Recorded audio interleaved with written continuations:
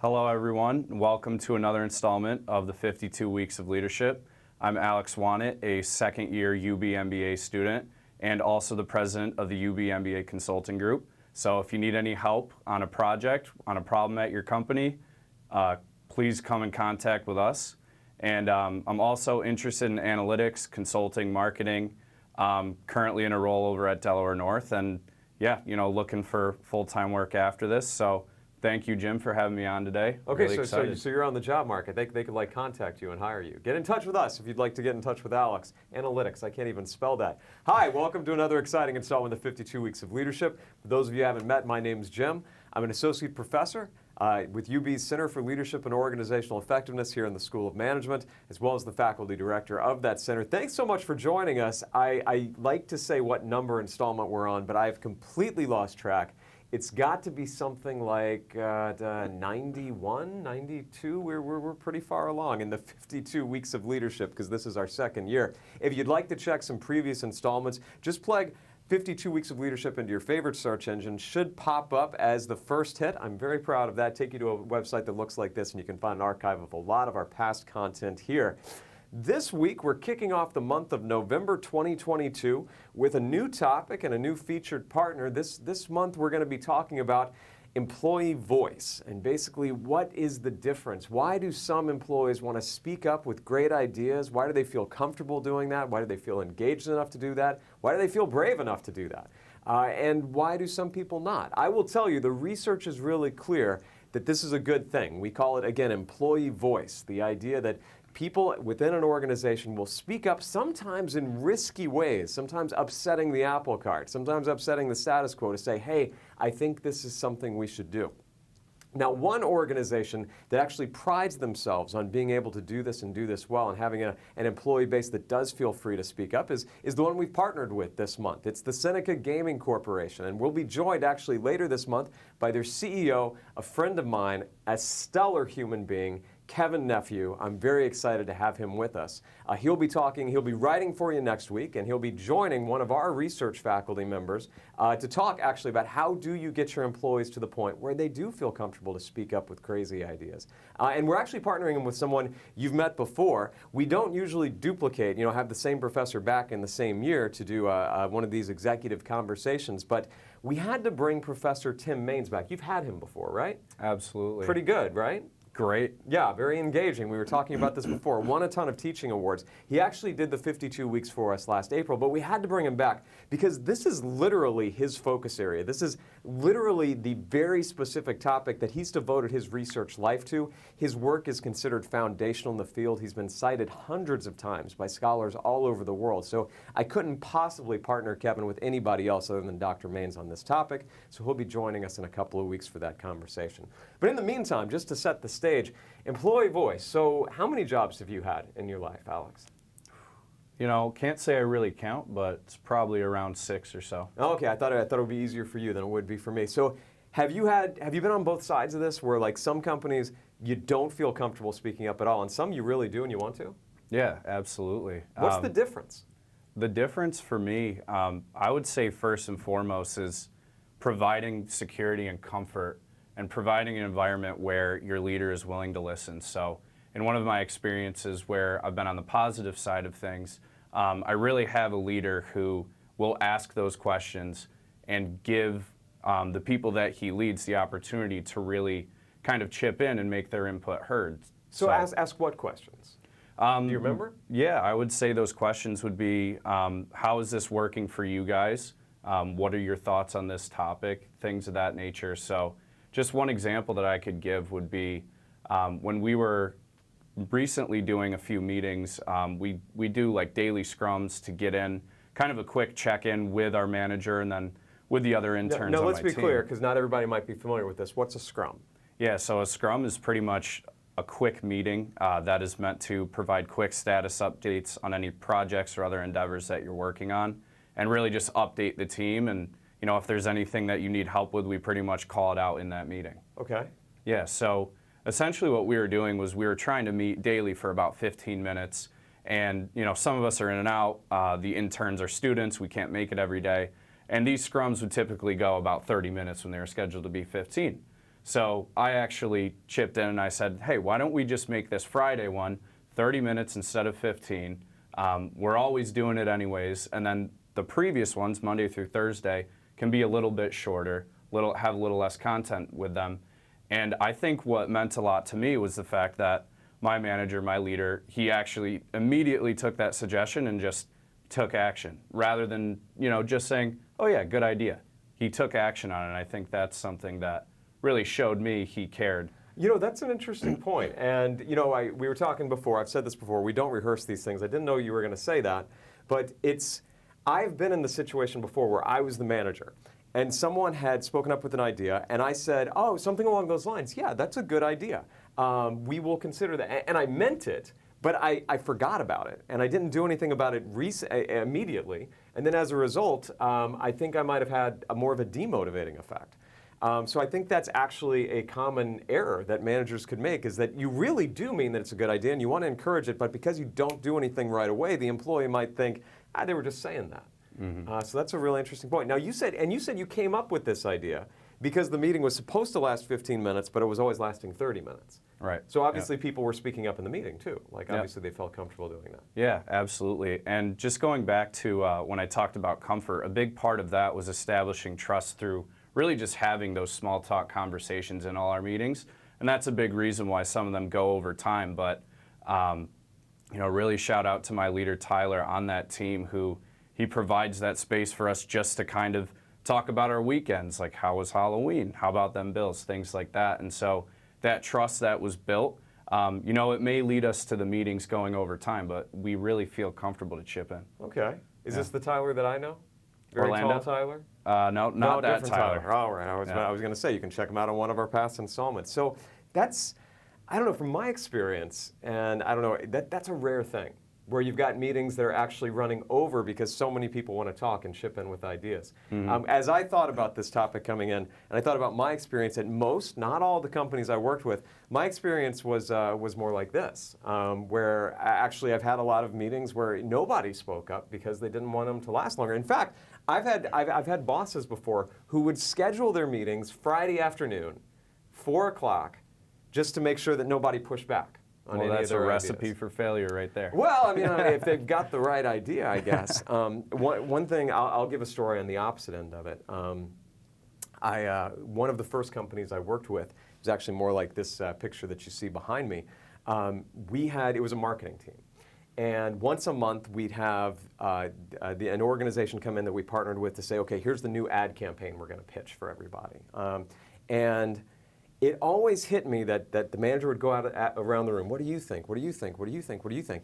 And everybody would say, it's fine. It's fine, except me. And then I'd be like, that sucks. That's not going to work. Like I was always very critical. And finally, after a couple of months of this, I went to my manager, and I was a relatively new employee, and I said, I feel like the negative Nancy here. I feel like the unpopular one. I feel like I'm dragging things out. Should I just keep my mouth shut? And she said, and she was a fantastic manager. Her name was Janice. I hope she's watching right now. She said, no. The reason I always ask is because I focus on you is because I know you care enough to say what you really think. I think the other people are just trying to get out of the meeting early. And that really got me thinking, did the other people just want to get out of the meeting early? And yeah, I think they did. Now, this wasn't the Friday at 4 o'clock kind of thing. But I've worked within companies where people didn't feel engaged enough to speak up. I've worked with companies where, to your point, they didn't feel like even if they did, anything would happen. I've worked with companies where they were afraid to.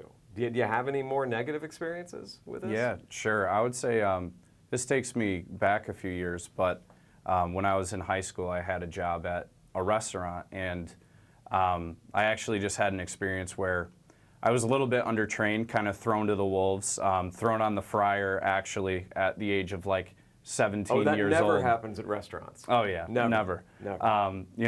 Very little experience with it, especially at this specific spot. And so honestly, there were a few times where I was kind of made to feel stupid just for not knowing things that I either didn't have experience with or wasn't super trained on. And that really discouraged me to speak up and even ask for help in the first place. And I think this could be a problem right now because we're still in the middle of the Great Resignation. We're still and everybody out there watching is nodding because they know it's really hard to hire people. Did he mention he's available right now? It's really hard to hire people right now and keep people. So it's natural to want to shove them into their job as quickly as possible, minimize training. Hey, on-the-job training sounds good. You can figure this out along the way. I've heard that so many times, but that can actually backfire on you really easily. But I think this is a trap that it would be super easy to fall into right now as a hiring manager. Sure, absolutely. Yeah, I So- can see that. I was thinking about this morning, and what I'm about to share with you is like a personal theory. I have not subjected this to rigorous peer review. I have not tried to publish it or anything like that. It was just a thought I had this morning as I was thinking about this topic. If you've got people who you want to speak up and they're not, or maybe if you want to speak up and they are, if you're really concerned about this, it seems like one of two it seems like two things have to be true. Both of them have to be true in order for people to speak up. And I would love your feedback on this because I just came up with it this morning. Number one, do you care enough? I think that was the problem at that first employer that I was talking about was that people, they were there for the paycheck. They were working 9 to 5 or 8 to 5, whatever it was. I don't remember. I think it was 8 to 5. Do you care enough? Are you engaged enough? Do you care about the future of the company? If the company were to do something that were to really screw things up, would you care at all about something like that? And then the second thing is, how risk-free is the path? Do you think you'll be in trouble if you upset the status quo? Do you think people will get offended? Do you think people will get insulted? I worked within an organization not too long ago where people really did care about things, but they were terrified to speak up. They thought, there was a manager in charge of the department who just, he said he was in there to fix us. And, he had all the answers. And people seemed to be frightened back then to speak up. So it didn't matter. It's like if you've got one or the other of these, that's not enough. It seems like you need both. Am I onto something? Am I missing anything here? Yeah, I definitely think you're onto something. And just to hit on the point about do you care enough, I think I would first go to questioning, okay, what are the reasons that people will typically care about their work? So does their motivation align with the group's motivation and the organization's motivation overall? Are you even aware of what that motivation is and what the goal is behind those things? And also, do you have any say in what that is? Even if it's just on a small scale, I think, like we said earlier, being able to pitch in ideas and provide feedback that may actually be acted upon or at least heard, I think can make a big difference in how much somebody cares, rather than just kind of saying, oh yeah, it's all fine.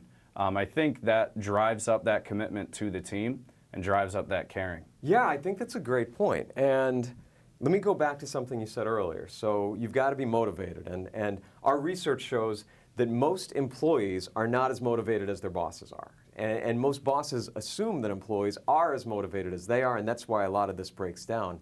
So just from your experience, can you share is there anything that jumps to mind? And you've said a couple of things. Managers did this, and that really made me motivated, and it engaged me. Mm-hmm. Yeah, sure. So I would just say in terms of engagement, I would actually go back to some good professors that I've had in the past. Professor Tim Maines, who we were discussing earlier, he'll basically have us read cases, and then almost for an entire class period, we'll just discuss it. And it's almost like a conversation like we're having right now. People will give their 2 cents on the situation from their own experiences, and then Professor Maines would kind of tweak what we were saying and adjust it to what the research shows. And I think just allowing us that platform, even as someone, we're not a PhD, we don't have all the research, but I think he used our intuition to drive a conversation, and that helped us feel super engaged, and we cared about the class more because of that. Do you think a manager could do something how would a manager put that into practice? So you have a job, you're managing a team, you want to do something like that. How would you put that into practice? Not as a professor, not as a researcher, not in a class setting. Yeah, absolutely. I think a big part of that, as I said earlier, would be asking for it. You could maybe put together a structure where your employees that you're leading might be actually preparing some ideas to come to the meeting themselves. So one thing that my leader does over at Delaware North, shout out to Tyler Orlando and the strategic analytics team, he actually has the interns come with a topic of the week for our team. So the topic I brought was actually one on listening and a little bit of an Excel skill, find and replace. And so allowing me to bring that in. Control H? Honestly, I'm not sure the command I think it's for it. Control H. All right, now you've learned something in Excel. There we go. In this installment. Sorry to interrupt. I just wanted to see if I knew that. All good, all good. Good in-demand skill to have. So Tyler encourages us to actually bring our own topic to the meetings, whether it's something we want to discuss to garner advice or something we kind of want to teach to the group. So I was able to talk about the spectrum of listening when it comes to directive responses versus kind of more passive responses as a listener. So that sounds like what our former dean, Paul Teslick, would call shared leadership. Yeah, sorry. Thought somebody was trying to break into the room there the for a second. studio audience was getting a little rowdy. Sorry about that, ladies and gentlemen. Yeah, that shared leadership, absolutely. I mean, I think it helps a lot that you allow your employees, people that you're leading, to actually lead the conversation. And I think every great leader knows how to follow. Yeah, and that's hard for leaders to do, especially, I will say, when I was a first-time manager, when I was relatively young in my leadership experience. That's so hard because it feels like, human nature is to hoard power, and I've just accumulated this power. I've just got this leadership role. Maybe I felt a little insecure in it. So I was like, well, so I can't, but I should be in charge. I should be taking the lead. I should look like a leader. These things that we try to do to make us look like a leader, the research actually shows usually they make us less effective as a leader. It's weird that there are so many things that make you look like a leader.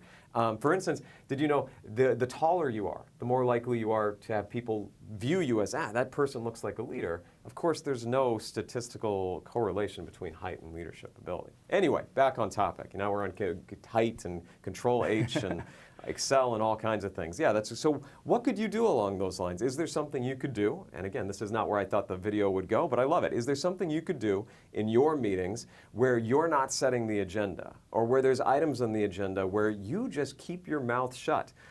In the words of Robert Greenleaf, the founder of the idea of servant leadership, by speaking, will I improve on the silence? That's something that I have to remind myself an awful lot about as a professor. And as you're thinking about your organization, your team, the people you work with, if you aren't speaking up at work, what does that mean? Like, if you don't feel comfortable speaking up at work, or if you don't want to speak up at work, what could be the reason for that? Is it because you're not engaged enough? You're not motivated enough? Is this really the right organization for you? Is it because you feel afraid to for some reason? And then going back to what you started with, maybe there's a third one, and maybe I should add this to your model. Maybe it's because you don't feel confident that anything will happen. Like, could that be added to it? Like maybe I'm engaged, I'm not afraid, but my manager's not listening to me. So that's a great point. Maybe that's another one. And as you're doing that, thinking of yourself, a good exercise to do would be to think also about your team. If your team isn't speaking up at work, like if you're in meetings and you're the only one talking, if you ask for ideas and you don't get any emails back or any replies, phones, texts, instant messages, however you work, it's time to take a hard look in the mirror. What does that mean? I would think one of our three reasons is probably, at least one, is probably it. Either your team is not sufficiently motivated and engaged, which as a leader, sorry, that's your fault. Or they're afraid to speak up, which as a leader, sorry, it's kind of your fault. Or the people that you're leading don't feel that their input will actually be used and nothing will come of it. Yeah, so I think between the two of us, we've got this. One of those three things is probably true. So take a hard look at the mirror, maybe have some conversations with them, see if you can figure out which one that is. We're running out of time, and you have to get to class. So any final wisdom to share with us? Yeah, I would just say that if someone is continuously trying to provide input and they see it go nowhere, like we said, that could be one of those reasons that they're really not speaking up. So yeah, I think learning to follow occasionally might be something that all leaders could learn. We should do a month on that. That would make a great topic. I wonder if we could do that next month. We'll find out. Anyway, we're running out of time, so thank you so much for joining us. Coming up next week, we're actually going to bring you a very special blog written by Kevin Nephew, the CEO of Seneca Gaming Corporation, on this topic. Then in 2 weeks, we're going to be highlighting a conversation between Seneca Gaming CEO Kevin Nephew and our own Professor Tim Maines. We've heard a little bit about as they share some ideas from research and practice and really see how they can put them together, synergize, and what they can learn for each other. Thanks so much for joining us. Have a great month. We'll see you soon. Thank you.